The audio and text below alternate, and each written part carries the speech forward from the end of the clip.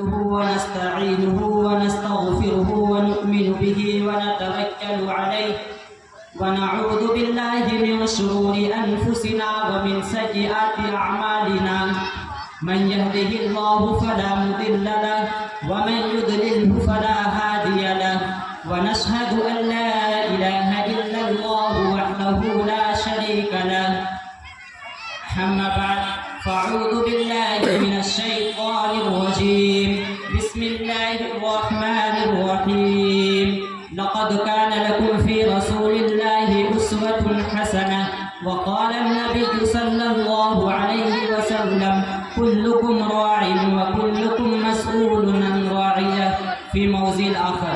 محترم حضرات اور سامعین باتمکین اور پردہ نشین ماں اور بہنوں اور سامنے نوجوان دوست اور عزیز بچوں، وقت بڑا مختصر سا دیا گیا ہے.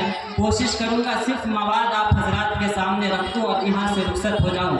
میں آپ کے سامنے نظامت فرما رہے استاذ محترم قاری طیب صاحب موجود ہے اور اسی سرزمین پر رجوکھر اور آپ کے گاؤں میں کوئی خاص فاصلہ نہیں ہے.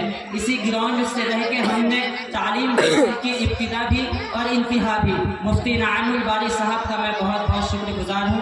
آپ کے پیچھے بینر پہ ایسے ایسے نام ہیں آپ پوری 2 دن سنے تو کم ہے.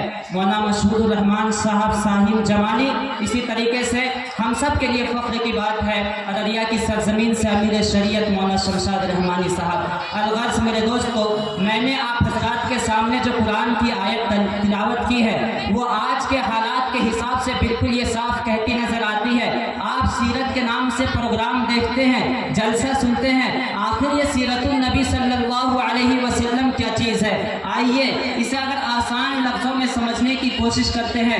اس کے صرف 2 پہلو نظر آتے ہیں، ظاہری الگ ہے، باطنی الگ ہے. ایک چیز وہ ہے جسے ہم اختیار کر سکتے ہیں، دوسری چیز وہ ہے جو ہمارے اختیار سے باہر ہے. سیرت کے معنی لائف اسٹائل، زندگی گزارنے کا طریقہ، رہن سہن، کلچر، سوسائٹی کو سیرت کہا جاتا ہے. آپ علیہ السلام کی سیرت کے اندر 2 چیزیں شامل ہیں. ایک وہ جو ہمارے اختیار میں ہے. آپ بتائیے جناب محمد رسول اللہ صلی اللہ علیہ وسلم کا حلیہ مبارکہ بیان کیا جاتا ہے. آپ نہ زیادہ لمبے تھے نہ زیادہ پستاقت تھے، درمیانی روی آپ کا قد تھا.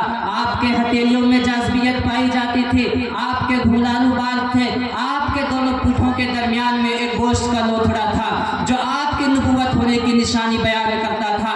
یہ ساری چیزیں ہمارے اختیار سے باہر ہے. اب آپ مجھے بتائیے، آپ اگر یہ چاہتے ہیں کہ آپ کی ہائٹ اور لمبی ہو، یہ خالق پیدا کرنے والا ہے، آپ کے اختیار میں نہیں ہے. آپ کے بال کیسے ہو یہ اللہ بیان کرے گا کیسے ہوں گے.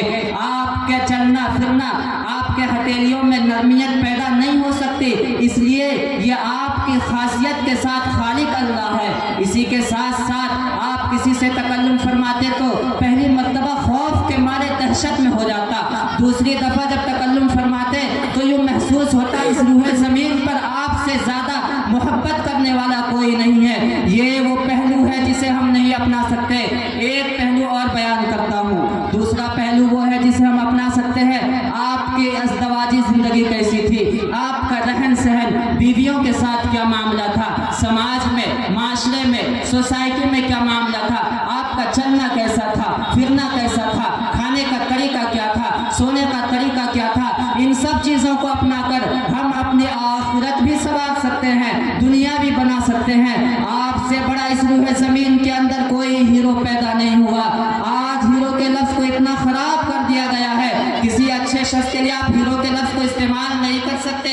اصل میں ہیرو کا لفظ میں آپ کو بتاؤں، کسی نے سائنس پیدا کیا، کسی نے میتھمیٹک پیدا کی، کسی نے جغرافیہ تیار کیا. پہلے کے دور میں ہیروئن کہا جاتا تھا، آج کے دور میں ہیرو کسے کہا جاتا ہے؟ ان سلمان خانوں کو، ان شاہ رخ خانوں کو، ان عمران ہاشمی کو جس نے ہماری بیٹی اور بیویوں کی زندگی برباد کی پردے پہ آ گئے. یہ اصل ہیرو نہیں ہے. اصل ہمارے رول ماڈل اس روح زمین پر کوئی ہیرو آیا ہے، وہ آپ علیہ السلام کی ذات ہے. اس لیے آپ ایسے وقت میں اس دنیا کے اندر تشریف لاتے ہیں جب بھائی بھائی کا دشمن تھا، جب بیٹی کو زندہ درگور کر دینا فخر کی بات سمجھی جاتی تھی. نعوذ باللہ، اگر کسی سے ناجائز تعلقات ہوتے، اس کی اولاد خانہ کعبے کے دیوار پہ کھڑی ہو جاتی، یہ علن اعلان کہتی میرے باپ کے اللہ کے ساتھ اتنے ناجائز تعلقات ہیں. اونٹنی اگر کسی کے کھیت میں چلی جاتی اس اونٹنی کا کوئی قصور نہ ہوتا, اس معصوم اونٹنی کے تھن کو کاٹ دیا جاتا تھا, عورت کو زندہ زمین میں درگور کر دیا جاتا تھا. آپ جب اس وقت میں دنیا کے اندر تشریف لائے, جو بھائی بھائی کا دشمن تھا آج بھائی بھائی کا محافظ ہو جاتا ہے. میرے دوستو, زمانہ لاکھ بدلے, حالات کچھ بھی ہو, ہمیں صرف آپ علیہ الصلوۃ والسلام کی سیرت کو اپنانے میں ہی خیر ہے, اللہ کے حکم کو ماننے میں خیر ہے. اگر آپ یہ چاہتے ہیں, آپ کے بدلنے سے حالات نہیں بدلتے, لوگوں کے بدلنے سے نہیں بلکہ اعمال کے بدلنے سے حالات بدلتے ہیں. اگر حالات سے وقت کا فیصلہ ہوتا, حضرت یونس مچھلی کے پیٹ میں اللہ سے عبادت نہیں کرتے, حضرت یوسف کنویں میں گہرائی میں اللہ کی عبادت نہیں کرتے, حضرت ابراہیم اس آگ میں اللہ کی عبادت نہیں کرتے.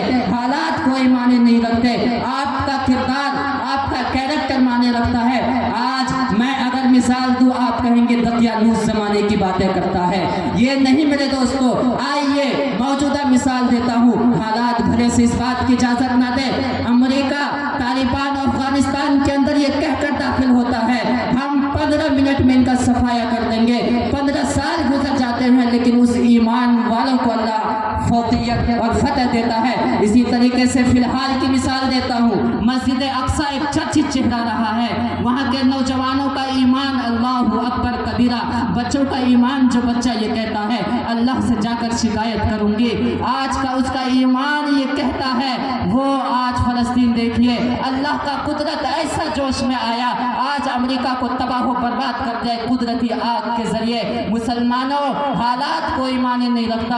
اگر واقعی میں انقلاب برپا کرنا چاہتے ہو تو اعمال کو بدلو. ابتدا سے اپنے بچیوں کو بتاؤ.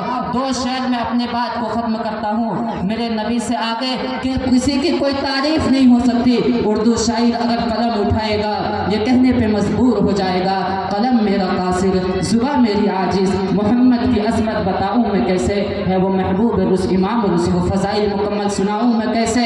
اور عربی شاعر قلم اٹھاتا ہے تو یہ کہنے پہ مجبور ہو جاتا ہے, بلغ العلا بکمالہ کشف الدجا بجمالہ حسنت جمیع بخصالہ صلوا علیہ وآلہ وآخر دعوانا الحمدللہ رب العالمین. ماشاء اللہ.